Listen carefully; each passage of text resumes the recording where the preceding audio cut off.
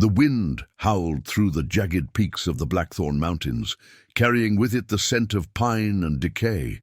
Shadows stretched long and sinister across the rocky terrain as the sun began its descent behind the tallest peak, a looming monolith the locals called Widow's Crown. There, nestled between sharp crags and hidden from the valley below by perpetual mist, stood a crude dwelling carved from the mountain itself. Isolde watched from her perch on a cliff edge as tiny lights flickered to life in the village below.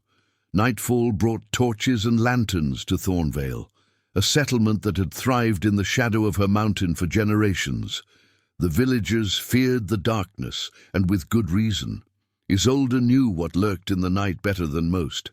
She shifted her massive form, careful not to dislodge the boulders beneath her. At nearly 12 feet tall, with skin the color of weathered granite and eyes that glowed amber in the twilight, Isolde was the last of her kind, a mountain giant in a world that had forgotten such creatures existed. Or rather, a world that wished they didn't. The cool evening air brushed against her face as she tucked a strand of silver-streaked black hair behind her pointed ear. Her hearing, keener than any human's, picked up the distant chatter from the village, conversations about crops and weather, about lovers' quarrels and children's antics, and occasionally, when they thought no one could hear, about her. "The witch giant took another goat last night," a woman's voice carried up the mountainside. "Left nothing but bones, she did." Isolde sighed. She hadn't taken any goats. The wolves had likely been at the livestock again, but as with all misfortunes that befell Thornvale, the blame inevitably fell on her shoulders. "My grandfather says she's been up there for 100 years, a child's voice piped up. "Says she eats children who wander too far from home." A bitter smile twisted Isolde's lips. 100 years. It had been closer to 3 centuries since she'd first made her home on Widow's Crown. 300 years of solitude, of watching generations of humans live and die, of being the monster in their bedtime stories. She had never eaten a child, had never harmed a villager at all, in fact.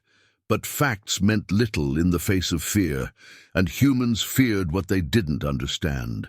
The moon rose, full and bright, casting an ethereal glow over the landscape. Isolde stood, her joints creaking like ancient timber. Time to return to her cave. The night was when the other predators emerged, creatures far more dangerous than a reclusive giant. As if summoned by her thoughts, a blood-curdling howl echoed through the valley. Not a wolf, something else. Something that made even Isolde's skin prickle with unease. The children of the night were hunting. Vampires had claimed the neighboring territories decades ago, their influence spreading like a shadow across the land. Thornvale had thus far been spared, protected by ancient wards, and though the villagers didn't know it, by Isolde herself.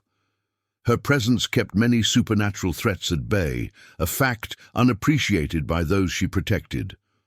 Turning away from the view, Isolde retreated into the network of caverns she called home. Her dwelling was sparse but comfortable. Furs covered the stone floor, providing warmth against the mountain's chill. Shelves carved from rock held books she'd collected over centuries. Herbs hung from the ceiling, filling the air with a pleasant, earthy aroma. A fire crackled in a pit at the center of the main chamber, casting dancing shadows on walls adorned with Isolde's paintings. Landscapes mostly, memories of places long changed or gone. She added wood to the flames, watching as sparks ascended toward the smoke hole above. Sleep would not come easily tonight. The vampire's howl had unsettled her more than she cared to admit. They were growing bolder, venturing closer to her territory. Something had changed in the delicate balance of power that had kept them at bay for so long. Isolde settled on her bed of furs, a massive tome open in her lap. The history of her people, written in a language no living being but her could read. She traced the ancient symbols with her fingertip, taking comfort in the connection to her lost kin. The last page she'd written herself, recording the death of her mother, the final mountain giant besides herself. That had been 200 years ago. Since then, the book remained unchanged, waiting for Isolde to record her own ending when the time came. Perhaps that time would be sooner rather than later if the vampires continued their encroachment. Dawn broke with unusual silence. No birdsong greeted the sun, no rustle of animals in the underbrush. Isolde stepped outside her cave, frowning at the unnatural stillness. Something was wrong. She made her way down a hidden path known only to her, moving with surprising grace for one so large. Halfway down the mountain, she found the reason for the silence. A deer lay dead among the ferns, its body drained of blood. 2 perfect puncture wounds marked its neck. "They've never come this close before," she murmured to herself, kneeling to examine the carcass. The kill was fresh, made within hours. The vampires were testing boundaries, sending a message. But why now, after decades of respecting her territory? The question plagued her as she continued her descent. She rarely ventured near the village, but today something compelled her forward. A sense of foreboding she couldn't ignore. Isolde stopped at the tree line, hidden from view but close enough to observe. Thornvale was quieter than usual, its inhabitants moving with hurried purpose, glancing frequently at the sky as if expecting rain from the cloudless blue expanse. A group of men gathered in the village square, armed with crude weapons, pitchforks, axes, scythes. Among them stood a figure Isolde recognized, Elder Thorn, descendant of the village's founder and keeper of its oldest secrets. "The signs cannot be ignored," his voice carried to her sensitive ears. "First the livestock, now this. The coven seeks tribute." "We've paid our dues," argued a burly blacksmith, "given blood to their messengers as agreed." "The accord was with the old master," replied Thorn, his face grave beneath his white beard. "Word from Ravenhollow says there's been a change in leadership. The new lord of the coven has different appetites." Murmurs rippled through the crowd. "What does he want?" someone asked. Thorn's gaze lifted toward the mountain, toward Isolde, though he couldn't see her. A chill ran through her body. "He wants what has been denied his kind for centuries. The blood of the ancient ones. The giant's blood." Isolde's heart thundered in her chest. So that was it. After all these years of isolation, she had become valuable, not as a person but as sustenance. She backed away from the tree line, mind racing. The village elders had always known of her existence, had maintained an uneasy truce. She kept to her mountain, they kept to their valley.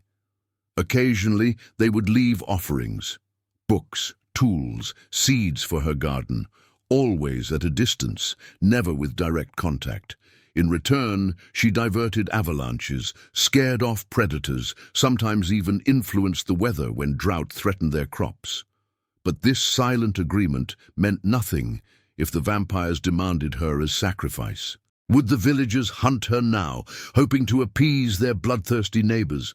Or would they risk their own safety to protect the witch giant they feared? Isolde knew the answer before the question fully formed.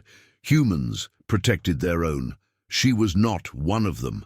She retreated up the mountain, moving swiftly despite her size.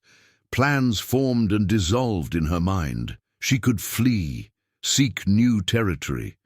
But where? The world of humans had expanded vastly since she'd taken refuge here. There were few wild places left where a creature like her could hide.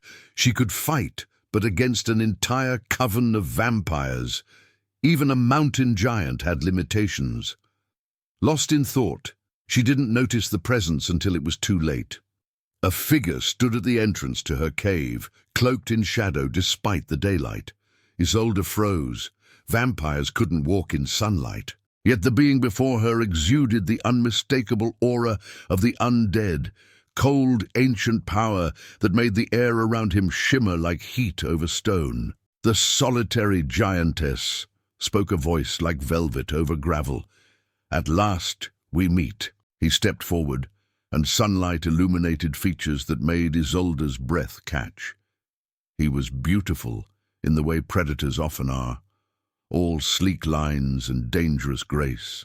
Tall for a human, though still dwarfed by her height, with raven-black hair that fell to his shoulders and eyes like liquid silver. His skin, rather than the deathly pallor she expected, held a warm olive tone. "You're not burning," she stated, her voice rusty from disuse.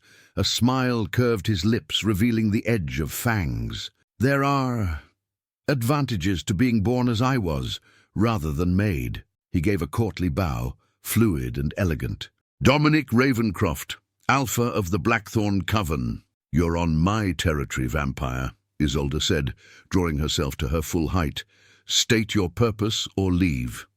His silver eyes travelled over her form with undisguised interest. "Magnificent," he murmured. "The stories hardly do you justice." "I don't appreciate being stalked, assessed, or hunted," she growled, "especially by one who sends his minions to terrorize innocent villagers." "Innocent?" Dominic raised an eyebrow. "The same villagers who would gladly see you bound in chains if it meant their safety, who call you witch and monster while benefiting from your protection." His words struck uncomfortably close to her earlier thoughts. They fear what they don't understand. It's their nature. "And what is your nature, Isolde of the Blackthorn?" He spoke her name with an intimacy that unsettled her. "To protect those who revile you. To live in solitude when you could command respect, even worship." "How do you know my name?" she demanded. Dominic gestured dismissively. "I know many things. The histories of your people, the power in your blood, the loneliness that consumes you."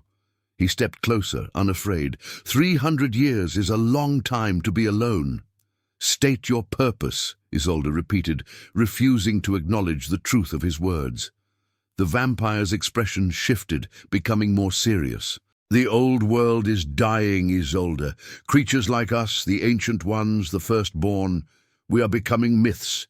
Humans multiply and spread, driving us into ever smaller territories." His silver eyes gleamed with intensity. "But it doesn't have to be this way. Together, we could carve out a place where our kinds could thrive again." "Together," Isolde repeated skeptically. "And what exactly does that entail?" Dominic's smile returned, slow and deliberate. "An alliance, a union." He extended a hand toward her. "I've come to ask you to be my bride." The words hung in the air between them, impossible and absurd. Isolde stared at his outstretched hand, certain this was some elaborate trick. "Your bride," she said flatly.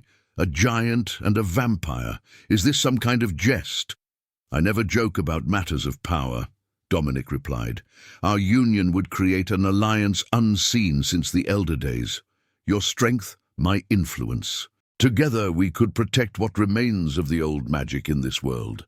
And if I refuse," his expression didn't change, but the temperature seemed to drop several degrees, "then I cannot guarantee the safety of your mountain or those who dwell in its shadow."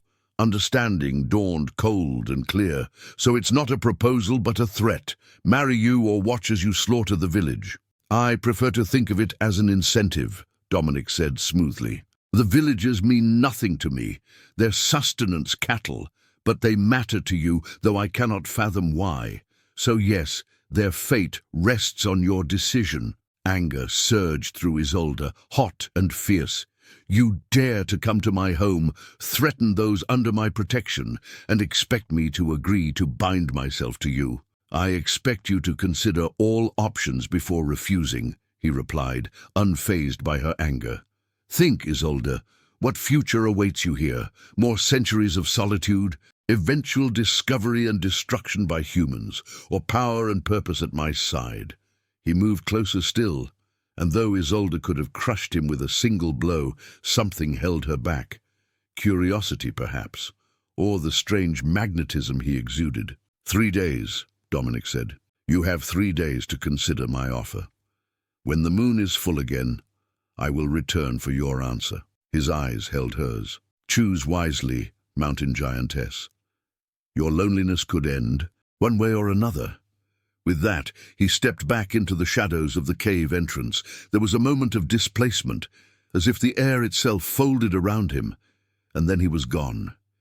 Isolde stood motionless, his words echoing in her mind. A bride. He wanted her as his bride, not a sacrifice, not a trophy, a partner, or so he claimed. She gazed down at the village below, at the humans who feared and hated her, who would gladly offer her to the vampires to save themselves. Then to the vast, empty caverns of her home, filled with 3 centuries of solitude.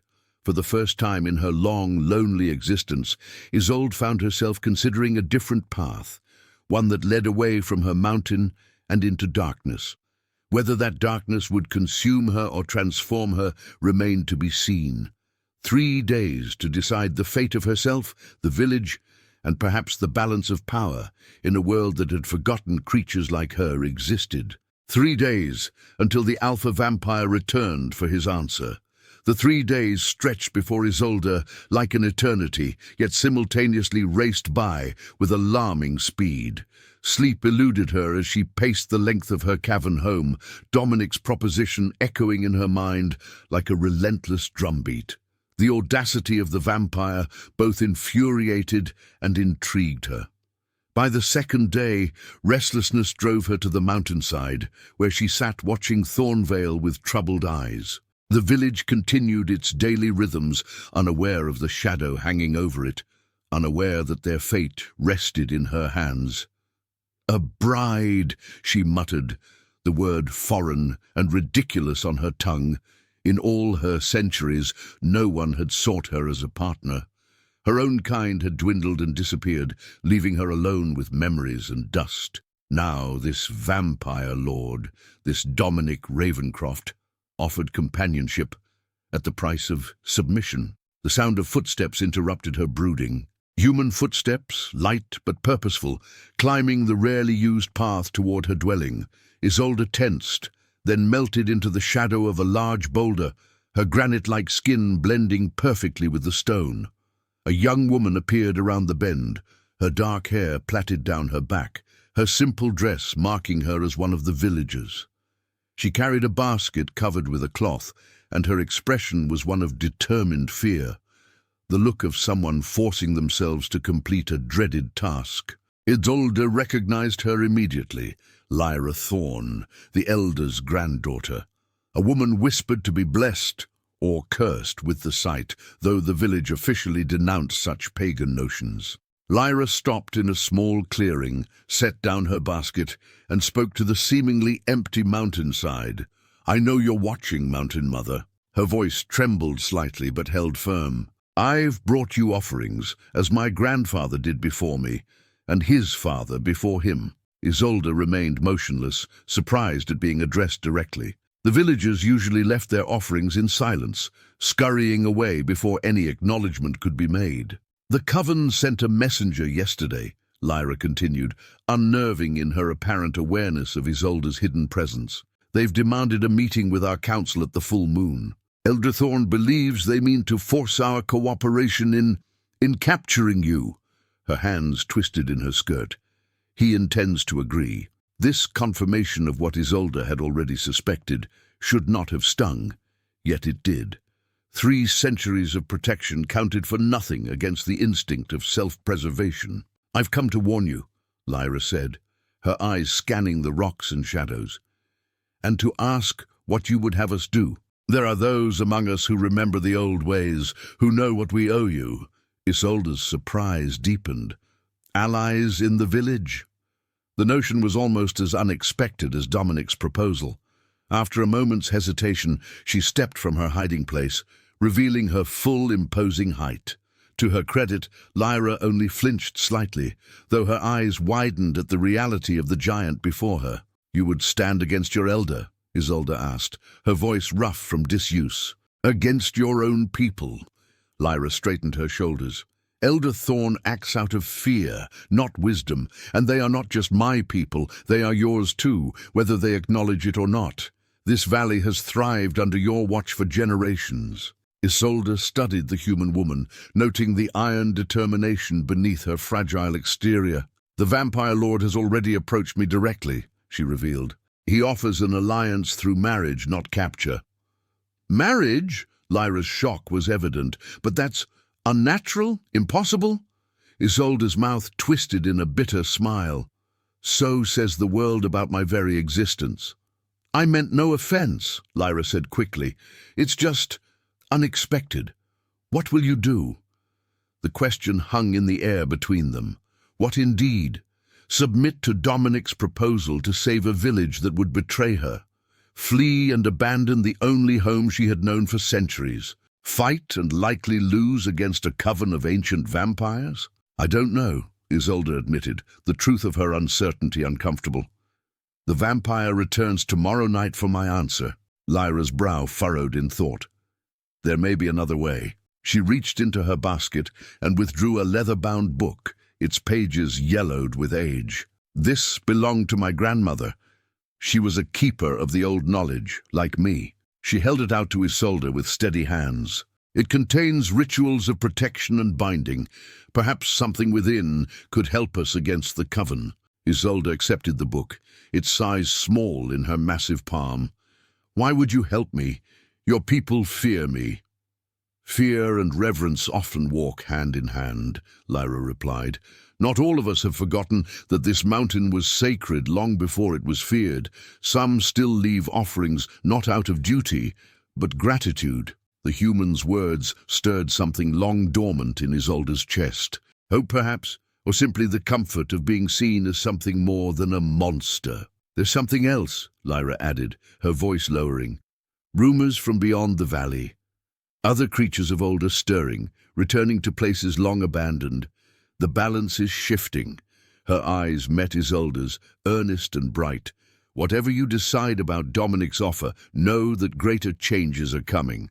You may not be alone much longer." Before Isolde could question her further, a distant call echoed up from the village. Someone seeking Lyra. "I must go before I'm missed," she said hurriedly. "If you need to reach me, leave a sign at the old shrine by the waterfall. I check it daily."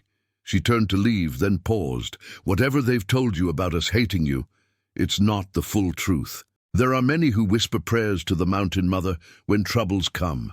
With those parting words, Lyra disappeared down the path, leaving Isolde with the ancient book and tumultuous thoughts. Night fell as Isolde pored over the human's book by firelight. The text spoke of old magics, of bindings and barriers that could repel even the most determined supernatural forces. One ritual in particular caught her attention, a ceremony that required the blood of an ancient being mixed with sacred herbs and spread along territorial boundaries.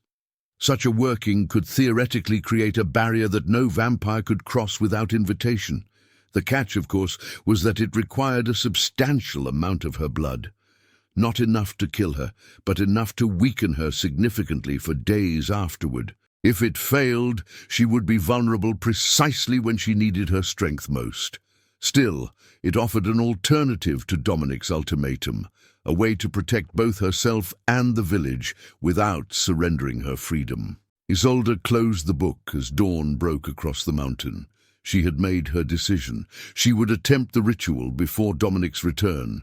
If it failed, well, she would face that possibility when it came. The day passed in preparation. Isolde gathered the necessary herbs from her garden, ground sacred stones to powder, and prepared the mixture as described in Lyra's book. As dusk approached, she made her way down the mountain to the valley's edge, a clay jar of the prepared mixture in hand. The ritual required her to walk the entire boundary of her territory, sprinkling the mixture and speaking words of power at specific intervals. It would take hours, time she might not have before Dominic's return. Isolde had just completed the eastern boundary when she sensed a presence behind her.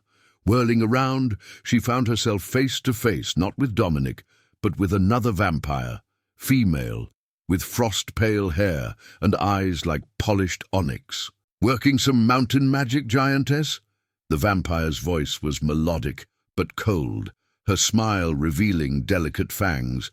"How quaint!" Isolde shifted into a defensive stance. "You trespass on my territory. Technically, we're on the border," the vampire replied, glancing at the line of mixture Isolde had been laying. "My name is Lilith. I am Dominic's sister, and his most loyal subject." Her smile sharpened. Or I was, until he became obsessed with you." The implication was clear in her venomous tone. Jealousy, resentment, emotions Isolde had not expected to encounter in this strange scenario. "Your brother's fixation is not my doing," Isolde said carefully, weighing her options. She could not afford a confrontation now, weakened as she was from blood loss and with the ritual incomplete. Lilith circled her like a predator, unnaturally fast. 3 centuries he has built our coven, strengthened our position. We were on the verge of expanding our territory across the entire mountain range. Her beautiful face contorted with anger. Then he catches whispers of the last mountain giant, and suddenly all plans are secondary to claiming you. "If you have grievances with Dominic's leadership, take them to him," Isolde replied, tracking the vampire's movements. "I have no desire to be claimed by anyone." "Oh, I've made my concerns known," Lilith said with a brittle laugh. "Do you know what he told me? That you are the key to restoring the old magics. That a union between vampire and giant could create offspring with powers unseen for millennia." Her eyes narrowed. "He speaks of you as if you're some precious relic to be worshipped, not the abomination you are." The words stung, though Isolde refused to show it. More unsettling was the revelation about Dominic's true intentions. Not companionship, not even purely political alliance, but offspring. The very idea seemed impossible. Her kind had never bred with other species. "You've delivered your message," Isolde said coldly. "Now leave." Lilith's laugh was like breaking glass. "Oh, I've not come merely to talk." She gestured toward the valley, where the first lights of evening were appearing in Thornvale. "While my brother courts you with pretty words and promises, I've been making arrangements of my own." A chill ran down Isolde's spine. "What have you done?" "Let's call it incentive for you to refuse his offer." Lilith's smile was triumphant. "By now, my loyal followers will have visited your little human pets in the village. Nothing fatal, just yet. But they'll bear our mark, a binding that links their life force to mine." She stepped closer, fearless despite the size difference between them. "If you accept Dominic's proposal, they die. Every last one of them." Rage surged through Isolde, hot and potent.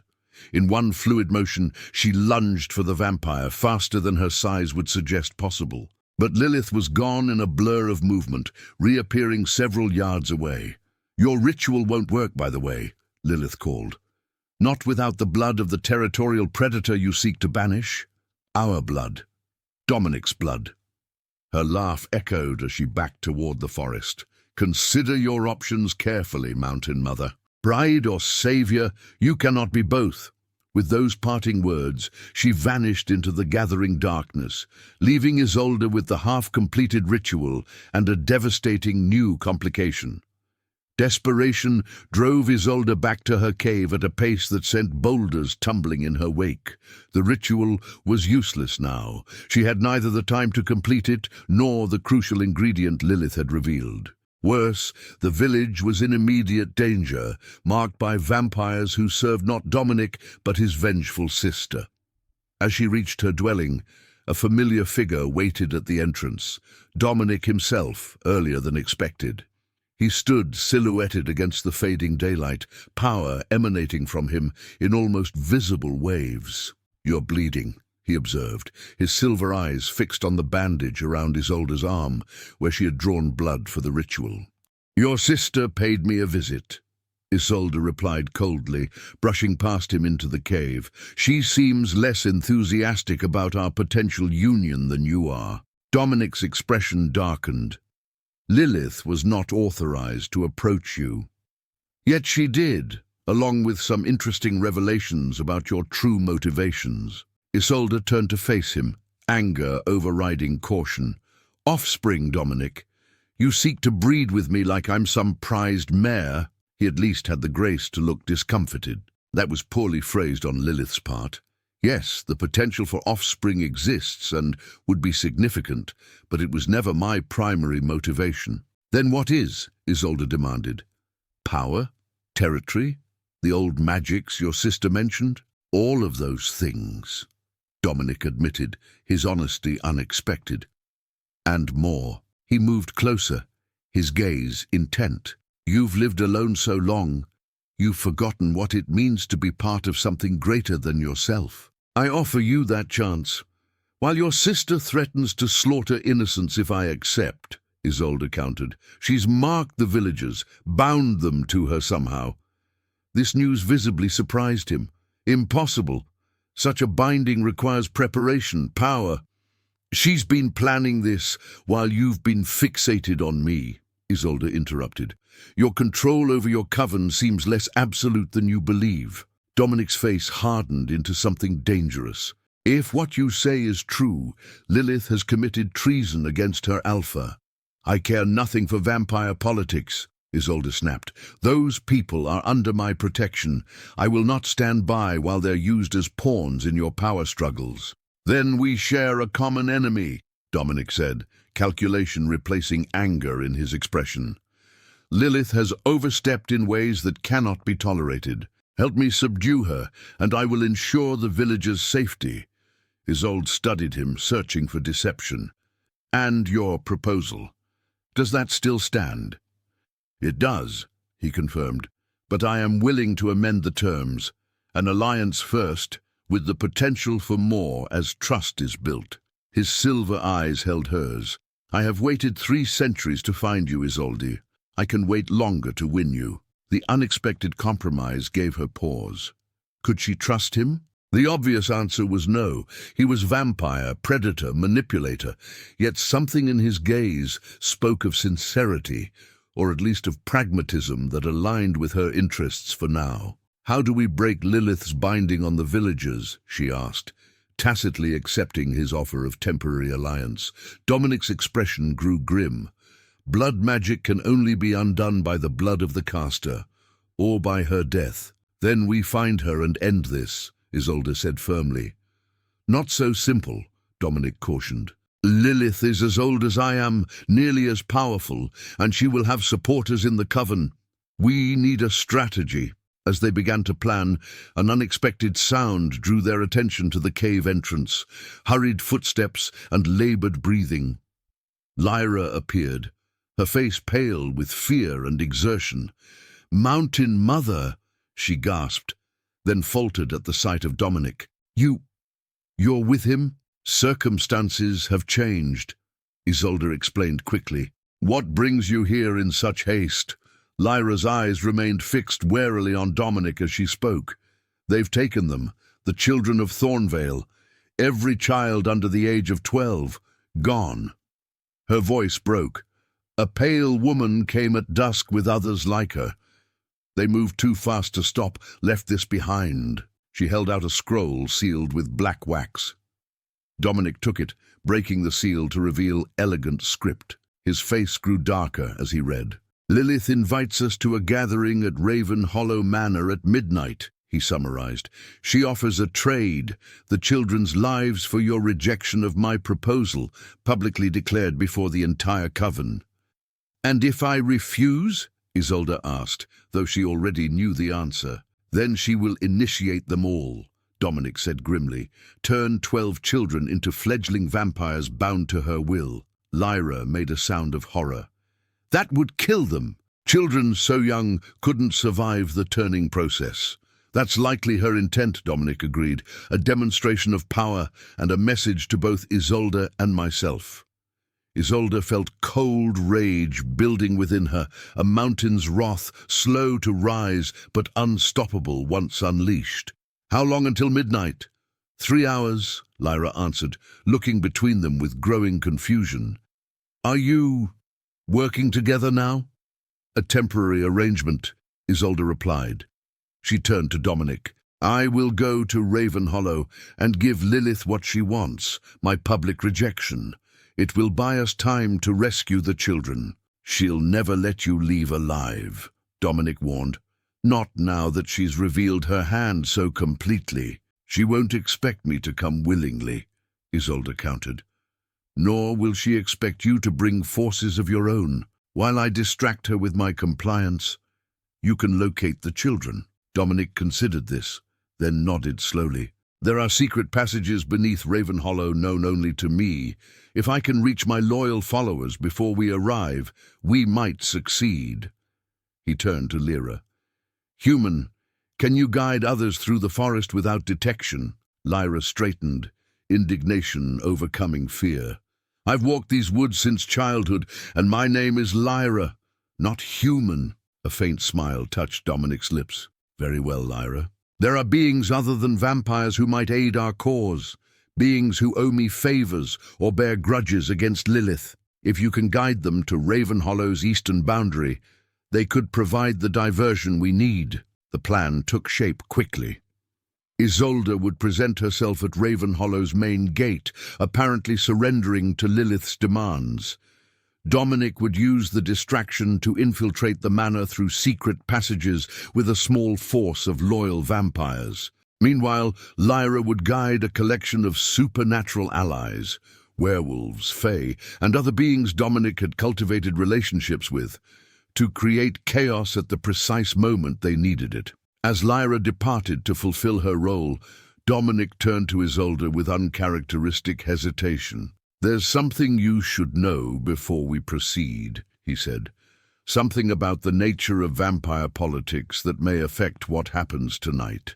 Isolde waited, sensing the weight of his coming words. "In our hierarchy, power can transfer through two means: death of an alpha or voluntary surrender." His silver eyes held an intensity that unsettled her. "Should I fall tonight, my power, my position, would naturally pass to Lilith as my second. Unless you had a mate," Isolde concluded, understanding dawning. "A bride with a formal claim to your legacy." Dominic nodded once. "The ceremony requires only an exchange of blood and witnesses. It could be dissolved later if that was your wish, but for tonight, it would ensure that Lilith couldn't claim your power, even if she managed to kill you." Isolde finished for him. "Yes." His gaze remained steady on hers. "I will not pressure you. We can proceed without this safeguard, but you should understand all the variables before we face her." Isolde felt the weight of the decision pressing down upon her. A temporary blood bond with a vampire lord. It went against every instinct she possessed. Yet if it prevented Lilith from gaining even more power, from threatening even more lives. "If we do this," she said slowly, "I want your oath that it changes nothing about our arrangement, that when this night is over I retain my freedom to choose." "You have it," Dominic replied without hesitation. "My word as Alpha, binding and irrevocable." Outside, darkness had fully claimed the mountain. In Thornvale below, lights burned in every window as distraught parents sought their missing children. At Ravenhollow Manor, Lilith awaited with her hostages and her ambitions. And here, in a cave carved from ancient stone, a mountain giant and a vampire lord prepared to forge an unprecedented alliance. The ritual would take mere minutes. The consequences might last centuries. Isolde met Dominic's gaze, her decision made. "Let us begin, then. We have children to save and a traitor to dethrone before the night is through." As they prepared for the blood ritual that would temporarily bind them, neither could know that far below, in the deepest dungeons of Ravenhollow Manor, something ancient and terrible was stirring, awakened by the scent of giant's blood and the promise of chaos to come. The ancient blood ritual required intimacy that made Isolde profoundly uncomfortable. Standing in the flickering firelight of her cave, she watched as Dominic drew a ceremonial dagger across his palm, his silver eyes never leaving hers. "The words must be spoken with intent," he explained, his voice low and resonant in the stone chamber. "The bond created will be real, though temporary." Isolde nodded, taking the dagger from him with fingers that did not tremble, though her heart raced. She mirrored his action, drawing the blade across her massive palm, watching as dark blood welled from the wound, blood no human or vampire had tasted in centuries. Dominic's nostrils flared at the scent, his eyes momentarily darkening with hunger before he regained control. "Are you certain?" he asked one final time. "I do this for the children," Isolde replied firmly. "Nothing more." They clasped hands, her giant fingers engulfing his, their blood mingling. The contact sent a shock through Isolde's system, a current of power unlike anything she had experienced in her long, solitary existence. Blood to blood, power to power, Dominic intoned, ancient vampire language flowing from his lips. I claim this being as my bride until the rising of the third moon. Isolde repeated the words in the language of giants, a tongue unheard on earth for centuries. As she spoke, the cave seemed to darken around them, shadows deepening, the air growing thick with unseen energy. Their joined hands began to glow with a dull crimson light. The blood between their palms didn't drip to the floor, but instead seemed to be absorbed into their very skin, creating an intricate pattern of swirling sigils that climbed up their arms before gradually fading from view. When it was done, Isolde felt different, as though a thread connected her to Dominic, a tenuous link through which she could sense his presence, his power, perhaps even glimpses of his thoughts. It was disconcerting, but not painful. "It is done," Dominic said, releasing her hand. "By the laws of my kind, you are now my consort, with all the privileges and protections thereof." His eyes studied her face. "Can you feel it?" "Yes," she admitted reluctantly. "A connection. Not unpleasant." She stepped back, needing distance. "But as agreed, this changes nothing beyond tonight." "Of course." He inclined his head respectfully, though something in his expression suggested he might harbor other hopes. There was no time to dwell on it.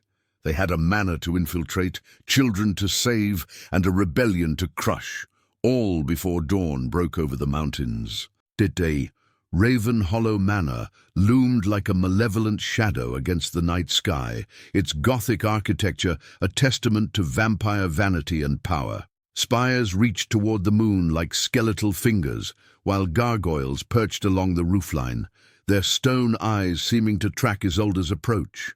As agreed, she came alone and unarmed to the main gate, where two vampire sentries watched her with undisguised amazement. Few had ever seen a mountain giant, particularly one walking willingly into their domain.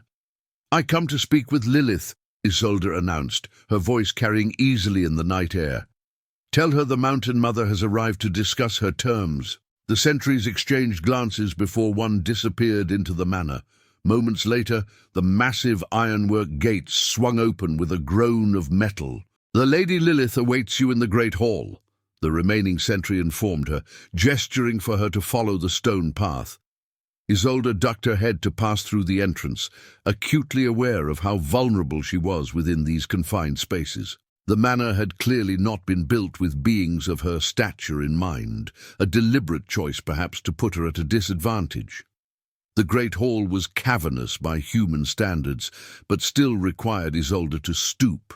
Chandeliers dripping with crystals hung from vaulted ceilings, while velvet drapes in deep crimson-covered windows, tall enough to admit giants of legend twice her size. Dozens of vampires lined the walls, their eyes gleaming with predatory interest as she entered. At the far end, seated upon an ornate throne on a raised dais, was Lilith. Her pale hair was elaborately coiffed, her slender form draped in a gown of midnight blue that seemed to absorb the light around it. Beside her throne stood a large hourglass, the sand within it more than half depleted.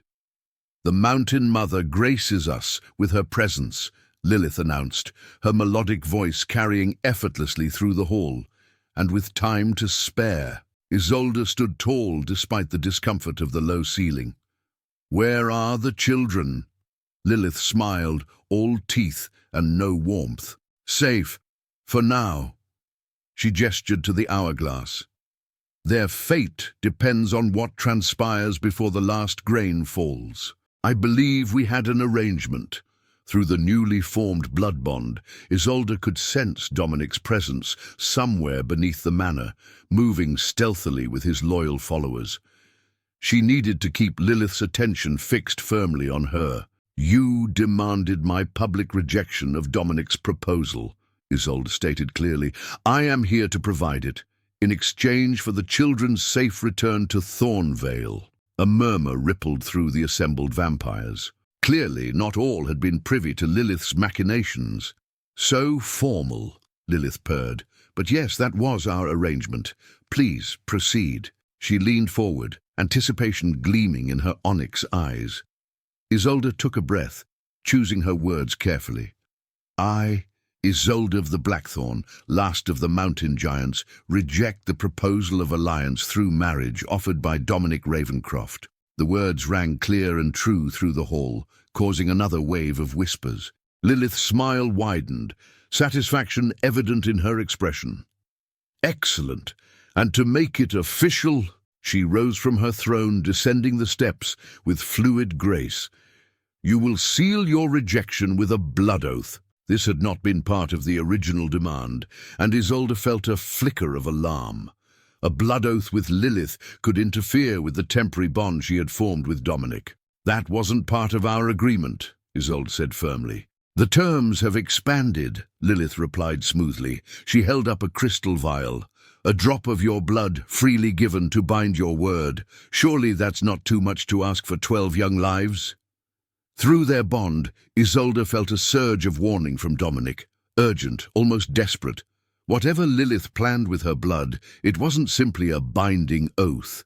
But before Isolde could respond, the great doors behind her burst open. Lyra stumbled in, flanked by 2 vampire guards who gripped her arms roughly. Her face was bruised, her clothes torn, but her eyes burned with defiance. "We found this one skulking around the eastern perimeter," one guard reported. "She's not alone. There are others in the forest, werewolves by the scent of them." Lilith's expression hardened.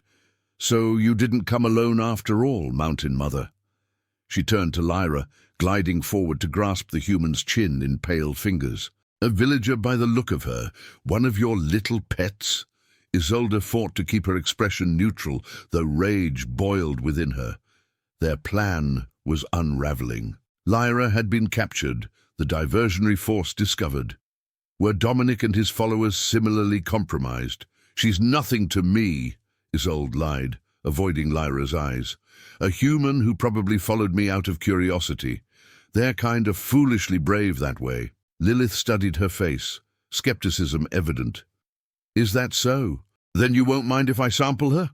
Without waiting for a response, she lowered her mouth to Lyra's neck, fangs extending. "Wait!" Isolde took an instinctive step forward, then froze as every vampire in the room tensed in response. "The children first. Show me they're alive and unharmed, then you can have my blood for your oath." Lilith paused, releasing Lyra with obvious reluctance. After a moment's consideration, she snapped her fingers. "Bring in one of the whelps."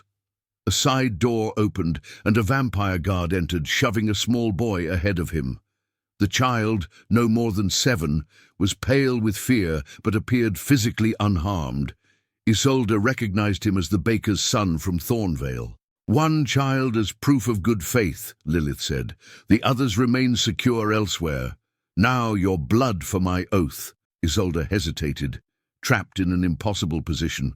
Through the bond, she sensed Dominic's growing urgency. He was close to the children but needed more time. Yet refusing Lilith now would endanger both Lyra and the boy before her. "Very well," she conceded, extending her massive hand. "A drop only, freely given." Lilith approached with the crystal vial, but as she reached for Isolde's hand, the mountain giantess caught a glimpse of something in the vampire's sleeve. A second vial, this one filled with a viscous black liquid. In that moment of realization, several things happened at once. The floor beneath their feet trembled violently. Chandeliers swayed, crystals tinkling like wind chimes in a storm. Several vampires lost their footing, confusion spreading through the hall. Through the blood bond, Isolde felt Dominic's alarm spike, not directed at Lilith's deception, but at something else entirely. Something below. "What is that?" one of the vampires cried out as the trembling intensified. Lilith's face contorted with rage. "Dominic," she snarled. "He's here below us." She whirled toward Isolde. "You distracted me while he infiltrated the manor."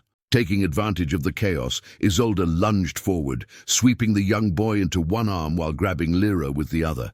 In the same motion, she backed toward the great doors, using her massive body to shield them from the vampires.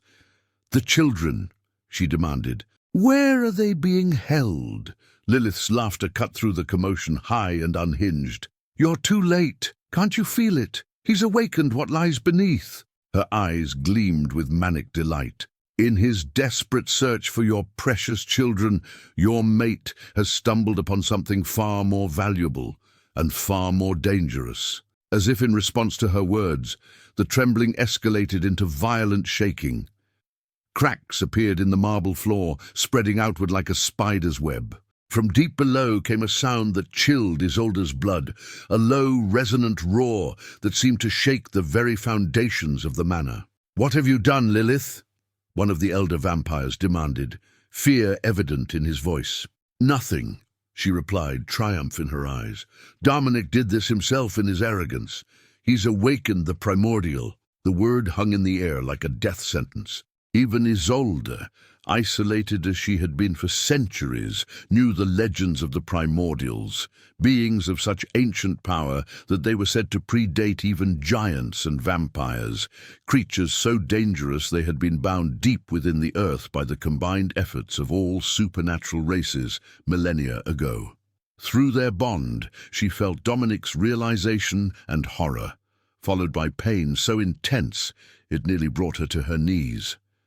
"Dominic," she gasped, the name torn from her involuntarily. Lilith's eyes narrowed.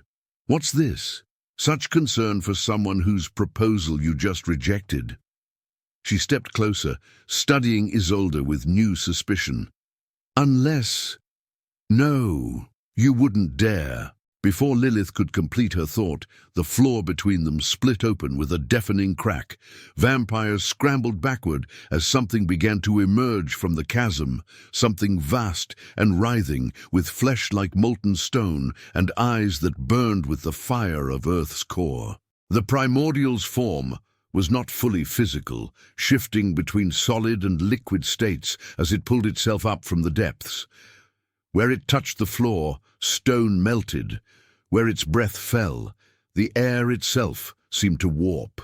In the chaos that followed, Isolde saw her opportunity. She turned and charged the great doors, smashing through them with her shoulder while cradling Lyra and the boy protectively against her chest. Behind her, screams erupted as vampires fled in all directions, their carefully maintained hierarchy forgotten in the face of primeval terror.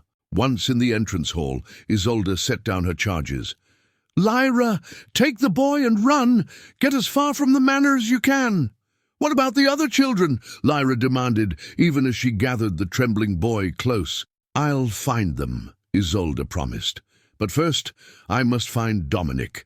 He's hurt, and he may be the only one who knows how to contain what's been unleashed."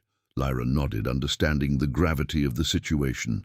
"The werewolves are waiting in the eastern forest. Find us there when you can." With that, she took the boy's hand and fled toward the manor's entrance. Isolde turned back toward the great hall, but instead of re-entering, she moved to a side passage, following the pull of her bond with Dominic. It led her down into the bowels of the manor, through corridors that grew increasingly ancient as she descended. The architecture changed from Gothic vampire aesthetics to something far older, walls carved with symbols no living being remembered, floors inlaid with patterns that seemed to shift when viewed from different angles. The air grew hot and sulphurous, difficult even for her giant lungs to breathe. Finally, she reached a vast underground chamber. The doors had been blown off their hinges, the metal twisted and melted like wax. Inside, destruction reigned. What had once been an elaborate containment chamber was now in ruins, ancient binding circles shattered, protective runes obliterated. In the center lay Dominic, his body broken and burned almost beyond recognition. Only the bond between them confirmed his identity. Nearby, a dozen children huddled together in a protective circle he had apparently cast before the primordial broke free. They were frightened but alive, shielded from the worst of the destruction. Isolde rushed to Dominic's side, kneeling beside his ruined form, his silver eyes, the only part of him still recognizable, fixed on her face. "The children," he rasped, voice barely audible. "Get them out." "I will," she promised. "But you—" "Beyond saving," he interrupted, "the primordial. It cannot be allowed to reach the surface. The consequences would be catastrophic." Through their bond, images flashed from his mind to hers, visions of what would happen if the ancient being escaped. Destruction beyond imagining, the end of human civilization, the return of a world ruled by chaos and elemental forces unchecked. "There must be a way to contain it," Isolde insisted. Dominic's hand, charred and trembling, reached for hers. "There is. But the price?" His grip tightened with surprising strength. "The blood bond we created. It can be used to forge new chains, to bind the primordial once more." Understanding dawned cold and clear. "One of us must remain to maintain the binding." "Yes." His silver eyes held hers. "It should be me. I unleashed this. But I'm too weakened to complete the ritual alone." His next words drove into her heart like shards of ice. "I need your blood, all of it. The last blood of the mountain giants." Isolde felt the weight of his words crush down upon her. Her blood, her life, to save the world from a primeval horror, to save the children of Thornvale, to save everything she had silently protected for centuries. "There is no other way?" she asked, though she already knew the answer. "None," Dominic confirmed. "But there is something else you should know." His voice grew fainter, life ebbing from him with each word. "Lilith didn't orchestrate this alone. Someone else guided her. Someone who knew what lay beneath Ravenhollow. Someone who wanted the primordial freed." Before he could elaborate, a familiar laugh echoed through the ruined chamber. Isolde turned to see Lilith standing in the doorway, her perfect form now disheveled, her pale hair singed, her eyes wild with a mixture of fear and exhilaration. "How touching!" she mocked. "The giant and her dying prince, plotting to save the world." She stepped into the chamber, seemingly unconcerned with the destruction around her. "But I can't allow that." "You fool," Dominic gasped. "You have no idea what you've unleashed." "Oh, but I do," Lilith replied. "Better than you ever did, brother." From her sleeve, she withdrew the black vial Isolde had glimpsed earlier. "This isn't over. It's only just beginning." With unexpected speed, she hurled the vial at the children's protective circle. The glass shattered against the magical barrier, the black liquid sizzling as it began to eat through Dominic's fading protection. Isolde lunged toward the children, desperate to reach them, before Lilith's potion dissolved their only defense. Behind her, she heard Dominic cry out a warning. Too late. Something caught her in mid-movement, an invisible force that constricted around her massive form like bands of iron. She struggled against it, but the more she fought, the tighter it became. "Blood magic," Lilith explained, circling her like a predator. "Your blood, in fact. Did you really think I needed an oath? That little cut on your palm in the Great Hall gave me all I needed to bind you temporarily." Her smile was vicious. "Just long enough for our true master to arrive." "True master?" Isolde managed to ask through the crushing pressure. As if in answer, the chamber temperature plummeted. Frost spread across the ancient stones, crackling as it advanced. The children whimpered as their protective barrier began to fail, both from Lilith's potion and this new cold power that filled the room. From the shadows stepped a figure Isolde had never seen but instantly recognized from the oldest legends of her people. Tall and regal, with skin like blue ice and eyes that held the emptiness of the void between stars. A crown of crystal thorns adorned his head, and his robes seemed woven from the northern lights themselves. "The Frost King," she whispered, disbelief and dread mingling in her voice. "The last giant remembers me," he observed, his voice like the cracking of glaciers. "I'm flattered." "This was your plan all along," Dominic accused, his voice weakening further. You used Lilith to lure Isolde here, knowing I would follow. You wanted us to find the primordial." The Frost King inclined his head in acknowledgement. "The world has forgotten what true power is. It needs a reminder." His cold gaze shifted to Isolde. "And you, last daughter of the mountains, will provide it. Your blood will not bind the primordial. It will free it completely from its ancient chains." Isolde felt a chill that had nothing to do with the frost filling the chamber. The Frost King had been an enemy of her people since time immemorial, a being of elemental cold who had hunted giants to near extinction in ages past. That he still existed, that he had orchestrated all of this. "Why?" she demanded. "Why free something that will destroy everything?" "Not everything," the Frost King corrected. "Only the world of humans and their supernatural sycophants. From that destruction, I will build a new kingdom, a realm of eternal winter where the old powers rule once more." As he spoke, the manor above them shook again as the primordial continued its rampage. They had minutes, perhaps seconds, before it found its way down to them, drawn by the concentration of ancient blood and power in this chamber. Dominic's eyes met Isolde's, a silent communication flowing through their bond. He had a plan, a desperate final gambit, but he needed her cooperation, her trust.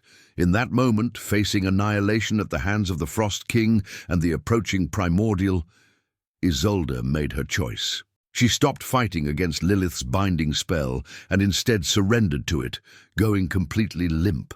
The unexpected move caught Lilith off guard, disrupting her concentration just enough to weaken the spell. Simultaneously, Dominic used the last of his strength to cast something toward the children. Not a protection this time, but a transportation spell. The air around the huddled group shimmered, and with a sound like rushing wind, they vanished. Transported to safety, Isolde hoped. "No!" Lilith screamed, lunging toward the now empty space. The Frost King's expression hardened.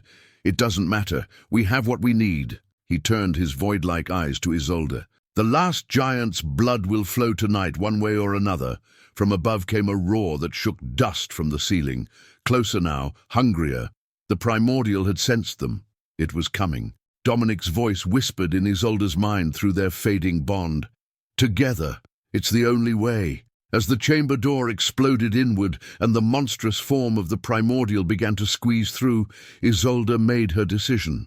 With a surge of strength, born of desperation, she broke free of Lilith's weakened binding and lunged, not away from the ancient horror, but toward Dominic. Their hands clasped, giant and vampire, the last of their kinds, united in purpose if not in heart. The blood bond between them flared with sudden, blinding intensity. "What are you doing?" the Frost King demanded, his icy composure fracturing for the first time. Dominic's final words carried clearly through the chaos. Something unprecedented. The light of their bond expanded, engulfing them both in a cocoon of crimson energy.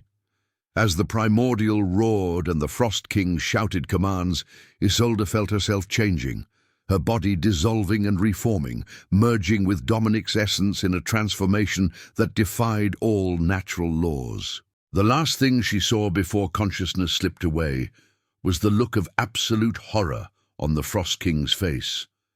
And she knew, whatever they were becoming, it was something even he feared. The light that had engulfed Isolde and Dominic pulsed with power, ancient and new, a fusion of magics never meant to coexist.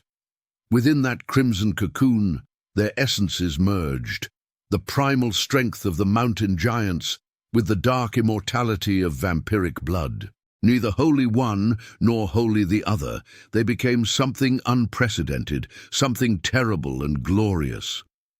The transformation completed with a thunderous explosion of energy that knocked the Frost King and Lilith backward. The primordial, halfway through the chamber door, recoiled with a shriek that vibrated the very foundations of Ravenhollow Manor. Where Isolde and Dominic had been, now stood a single entity, towering nearly 15 feet tall, with skin like polished obsidian shot through with veins of molten silver.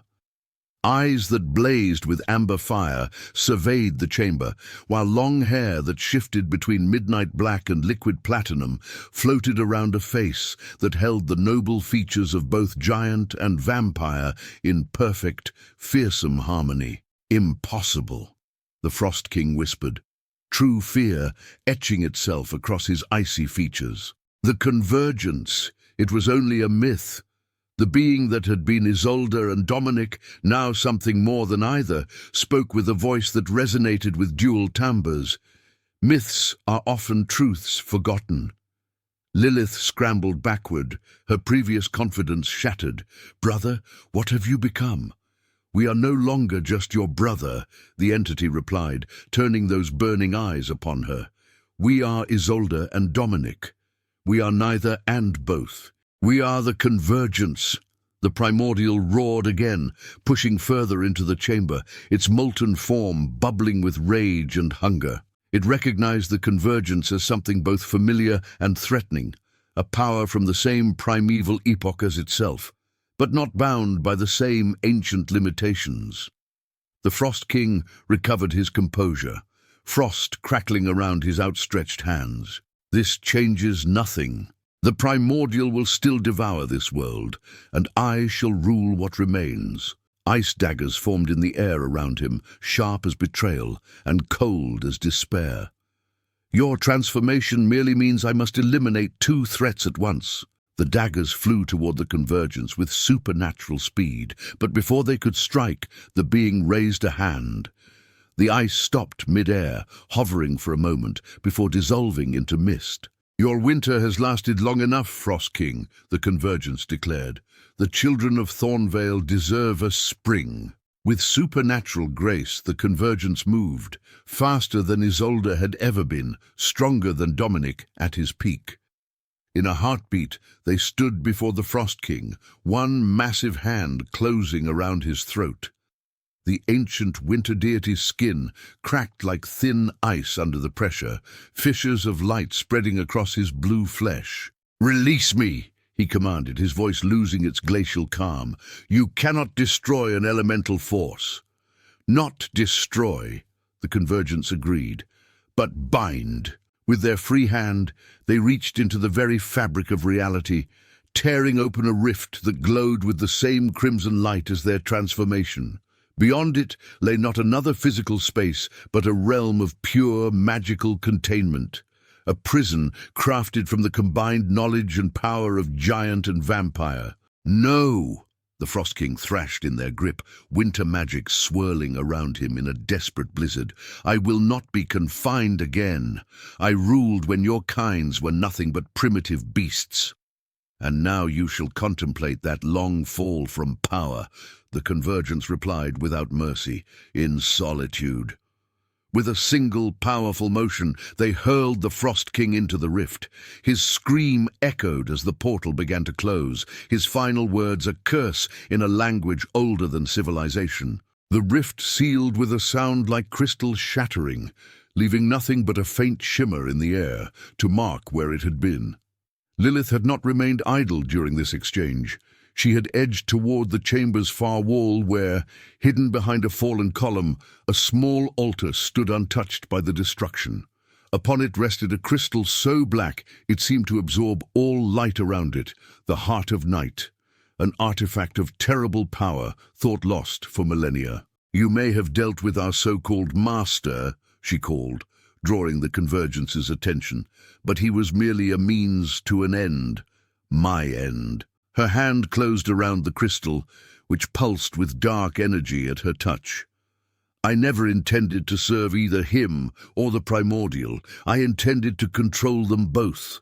The primordial, sensing the power awakening in the Heart of Night, roared and surged further into the chamber. Its form had solidified somewhat, taking on a vaguely humanoid shape with limbs of magma and a head crowned with flames that burned black and gold. Lilith raised the crystal high.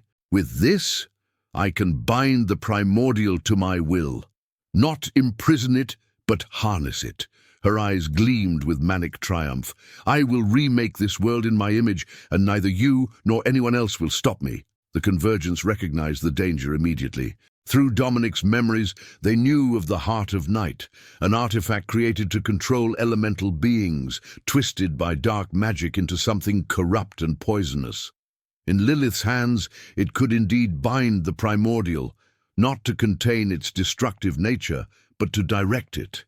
"Lilith," the Convergence spoke, their dual voice softening. "This path leads only to oblivion. The heart corrupts all who wield it."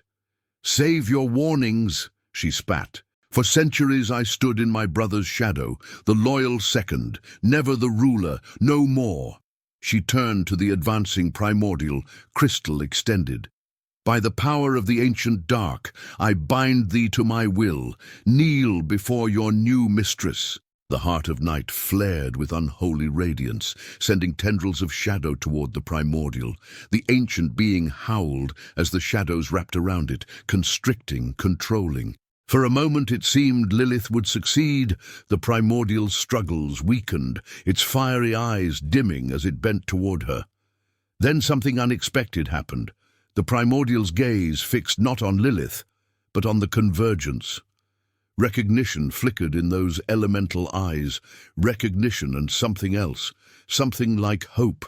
Through the merged consciousness of Isolde and Dominic, understanding bloomed. The primordial had not been merely an elemental force of destruction as legend claimed. It had been a guardian, corrupted and driven mad by millennia of imprisonment, its purpose forgotten even by itself. The Convergence stepped forward, ignoring Lilith's triumphant smile as she believed her binding was working. They approached the primordial without fear, hands outstretched, palms upward, in a gesture as old as sentient life, an offer of peace. "You were the first warden," they said to the ancient being.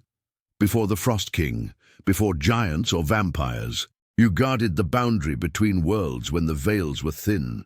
The primordial stilled, the flames of its body flickering with uncertainty. "You were imprisoned, not for destruction, but because you knew too much, because the rising races feared your power and the truths you carried." The Convergence moved closer still. "We remember now. We see you." Lilith's control faltered as the primordial's attention fixed completely on the Convergence. "No. Obey me," she commanded, the Heart of Night pulsing frantically in her grip. "I am your master now." But the ancient being had found something it had been denied for eons, recognition of its true nature. The shadows from the Heart of Night began to slip from its form like water from oil. "This isn't possible," Lilith shrieked. "The heart cannot fail." "It fails because you seek to bind what should be freed," the Convergence explained. "The primordial was never meant for slavery, to you, to the Frost King, or to anyone." With a roar that held notes of both rage and relief, the primordial tore free of the last shadowy tendrils. It turned toward Lilith, who stumbled backward, the Heart of Night still clutched in her trembling hand. "Stay back," she warned, thrusting the crystal before her like a shield. "I'll destroy you. I'll destroy everything." The primordial advanced, each step melting the stone floor beneath it. Lilith's back hit the chamber wall, nowhere left to retreat. "Brother," she pleaded, looking past the primordial to the Convergence. "Dominic, I know you're in there. Help me." For a moment, conflict rippled across the Convergence's obsidian features. Dominic's memories of his sister before ambition had corrupted her. Isolde's understanding of the desperate things loneliness could drive one to do. But they also saw the truth. Lilith had chosen her path knowing full well the consequences. "We cannot save you from yourself," the Convergence said with genuine regret, "but we can offer mercy." Before Lilith could respond, the primordial was upon her. But instead of consuming her with its molten touch, it merely reached for the Heart of Night. As its fiery fingers closed around the crystal, Lilith screamed, not in pain, but in despair as she felt her last hope of power slipping away. The primordial crushed the Heart of Night in its grip. There was a sound like the universe itself sighing, and the crystal shattered into dust that dissipated into nothingness. With it went all the corrupt bindings that had been placed on the primordial over millennia, all the twisted magic that had driven it to madness. Its form shifted, the magma cooling slightly, taking on more definition. What had seemed monstrous before now appeared simply ancient and powerful, a being of living stone and eternal flame, with eyes that held the wisdom of eons. The primordial turned to the convergence and bowed its great head in acknowledgement of kindred spirits. No words were spoken, but understanding passed between them. Then, with one last look around the chamber that had been its prison for so long, the primordial began to dissolve, not into destruction, but into pure energy that flowed upward, seeking the sky and freedom at last. As it departed, the foundations of Ravenhollow Manor groaned. Without the primordial's presence beneath, the ancient magical supports were failing. The entire structure would soon collapse. "We need to leave," the Convergence said, turning to Lilith, who had slumped to the floor, defeat written in every line of her body. "Leave me," she replied, voice hollow. "There's nothing for me now." "There is life," they countered, "and with life, the possibility of redemption." Lilith looked up, surprise flickering across her perfect features. "You would spare me? After everything?" "Vengeance is a poor foundation for a new beginning," the Convergence said, extending a hand. "Come, we must find the children and the others." After a moment's hesitation, Lilith placed her hand in theirs, allowing herself to be pulled to her feet.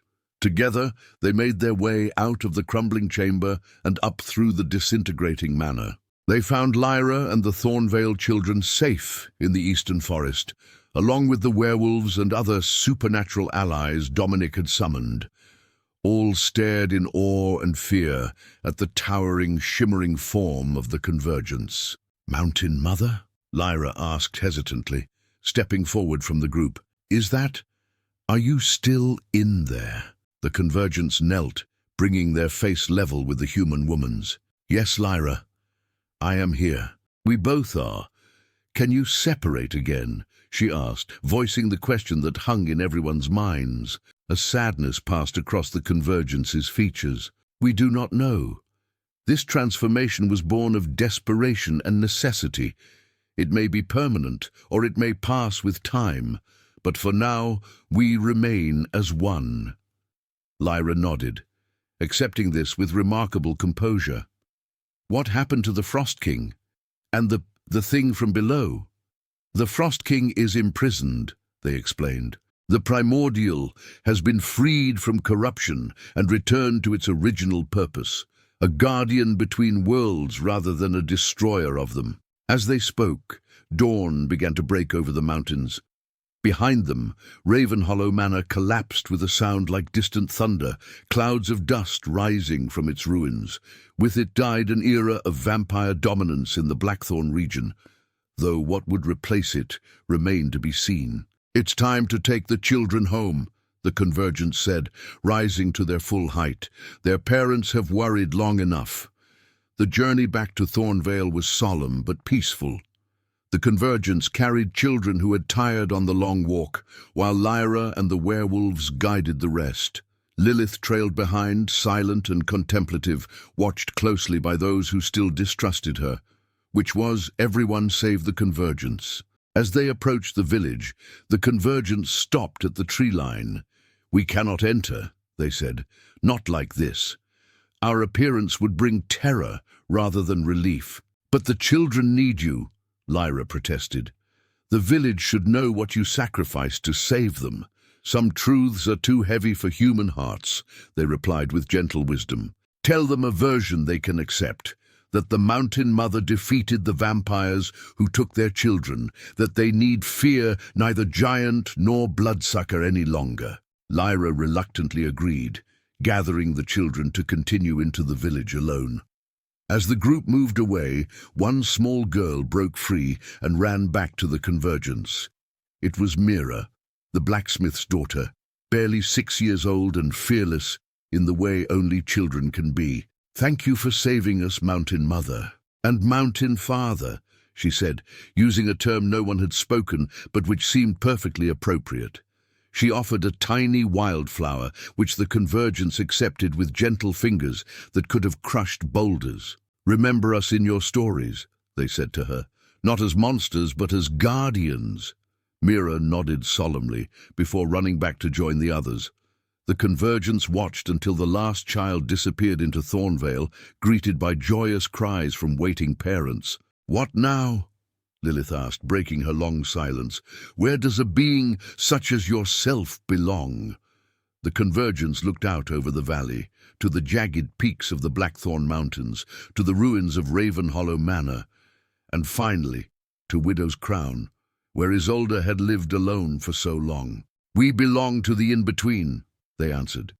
"Neither fully of one world nor another. There is power in such liminality and purpose." They turned to Lilith. "You asked for redemption. Are you prepared for its price?" "What would you have me do?" she asked, wariness and curiosity mingling in her voice. "Help us rebuild what was broken," the Convergence said. "Not Ravenhollow as it was, but something new. A sanctuary for those caught between worlds, the half-breeds, the outcasts, those belonging nowhere else." Lilith considered this, her ancient eyes calculating but also perhaps hopeful. "And I would be—" "What? Your servant?" "Our first ally," they corrected. "The beginning of a new council that will govern the supernatural world more wisely than those who came before." As the sun rose fully over the Blackthorn Mountains, the Convergence felt a strange sensation, a pulling apart, a separation that was not painful but profound. The fusion that desperation had created was not, it seemed, meant to last forever. Slowly, the towering form of the Convergence began to shimmer, their obsidian skin turning translucent. Within, two distinct shapes became visible, Isolde and Dominic, still connected but gradually becoming individuals once more. "It seems we will not remain as one after all," they said, their dual voice growing fainter. "But neither will we ever be truly separate again." As the light of dawn touched them fully, the transformation reversed. Where the Convergence had stood now knelt Isolde and Dominic, changed, marked by their union in ways visible and invisible. Isolde's granite skin now held veins of silver, while Dominic's eyes had taken on flecks of amber. Both felt the other's presence in their minds, a permanent connection forged in the crucible of their sacrifice. "Not quite what I had in mind when I proposed marriage," Dominic said, his voice weak but his humor intact.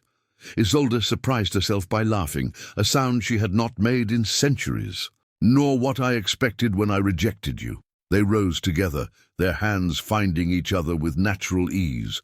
Before them stretched a future neither had imagined, not solitude for Isolde, nor power politics for Dominic, but something new and undefined. A sanctuary to build, a balance to maintain, and perhaps in time a love to explore beyond the bond of necessity that had first united them. "Shall we begin?" Dominic asked, gesturing toward the mountains and the dawn breaking over them. Isolde nodded, feeling for the first time in 300 years, not like the last of her kind, but the first of something new. "Yes," she said. "Let's begin." Together they walked into the morning light, Lilith following a few paces behind. Behind them, Thornvale celebrated the return of its children. Above them, invisible to all but the most sensitive eyes, the primordial soared free across the sky, restored to its ancient purpose as guardian of the boundaries between worlds. And somewhere, in the space between heartbeats, the essence of the Convergence remained, a possibility, a promise, a reminder that even in a world that had forgotten magic, the most powerful enchantment of all remained. The transformation that comes when two souls find in each other not what they sought, but what they needed.